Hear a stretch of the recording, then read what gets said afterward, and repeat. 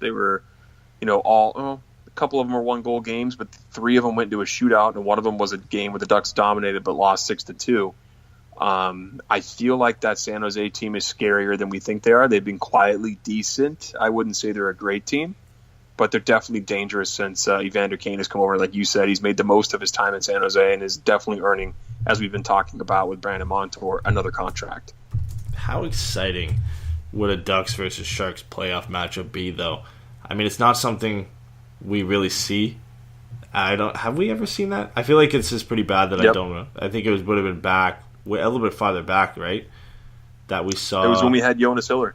Yeah, so, yeah, Getzlaf and Joe Thornton fought off the opening face-off of one. I think it was Game 6 or Game 7.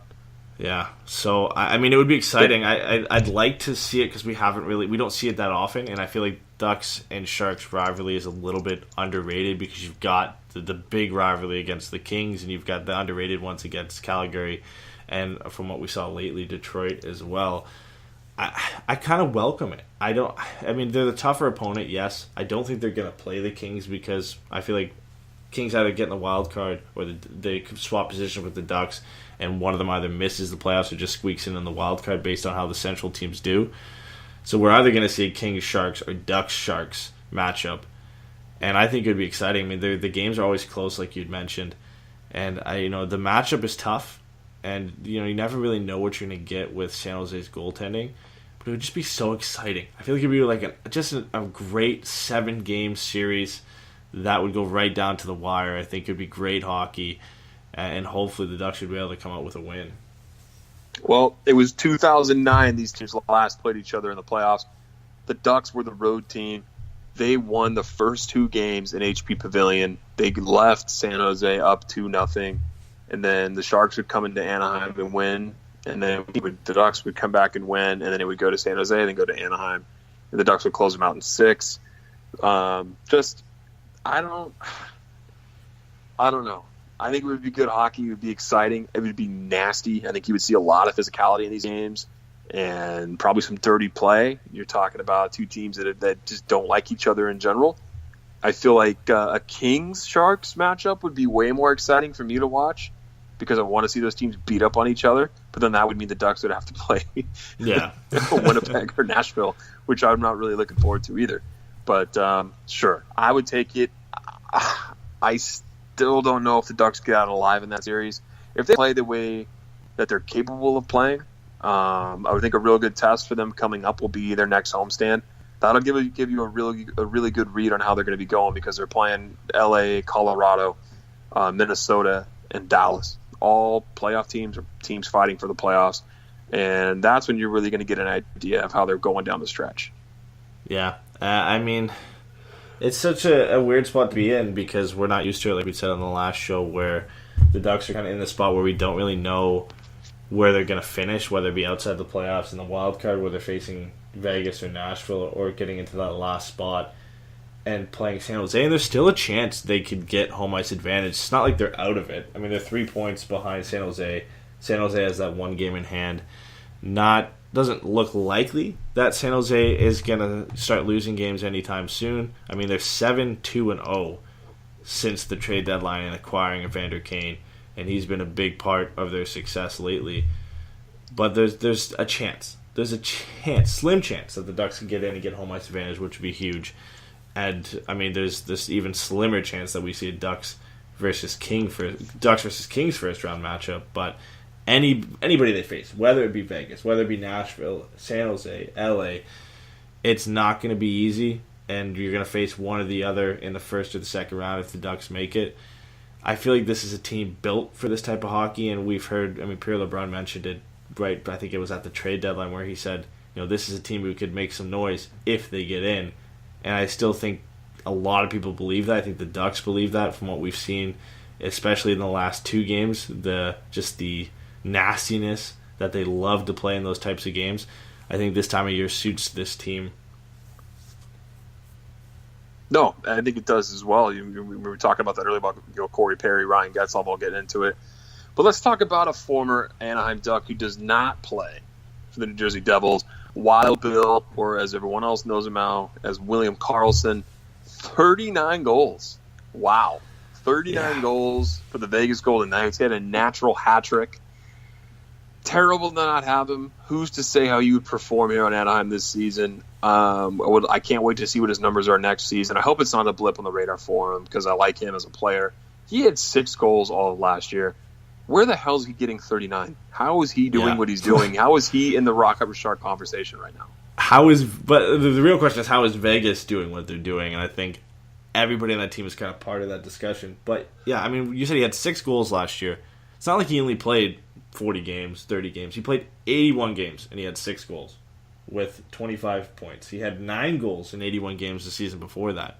So a guy who was more seen as a playmaking type of guy, a guy that's probably only going to ever hit 20 if he's lucky, and then out of nowhere gets picked up by Vegas at the expansion draft and is sitting 1 goal shy of 40, which he'll probably hit. I mean, he's just scoring at an insane rate for Vegas.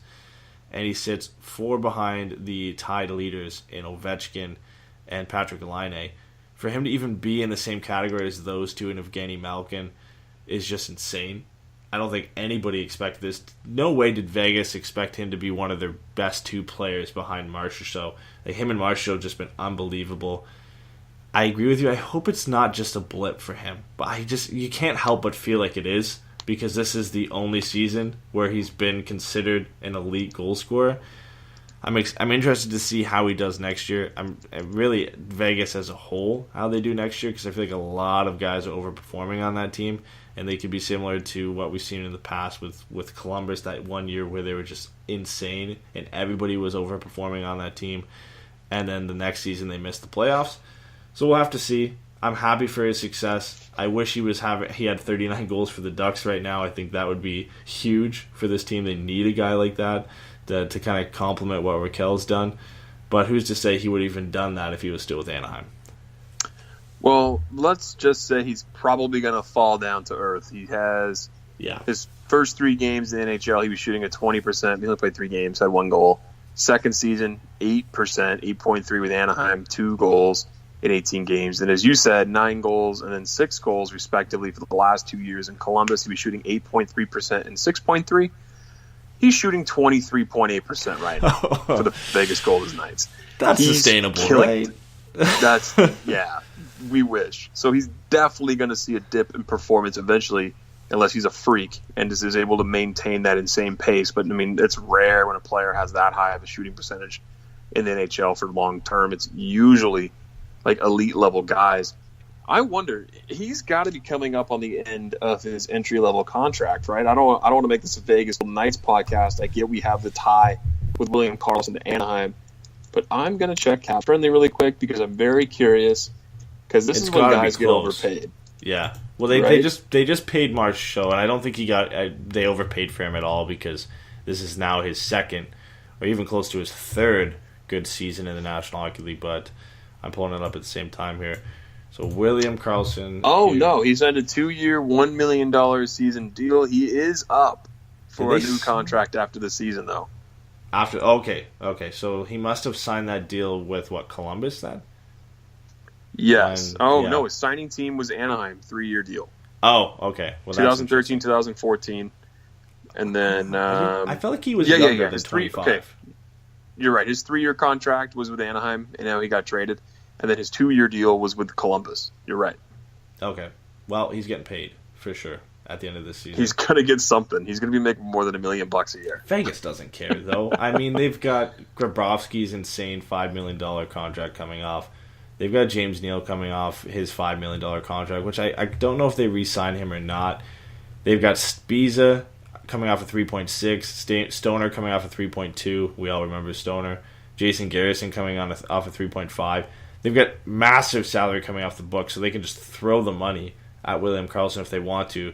I'd be wary of giving him an extended deal. I mean, looking at where's Marchessault on here? I don't want to continue extending this, but he had a $5 million deal.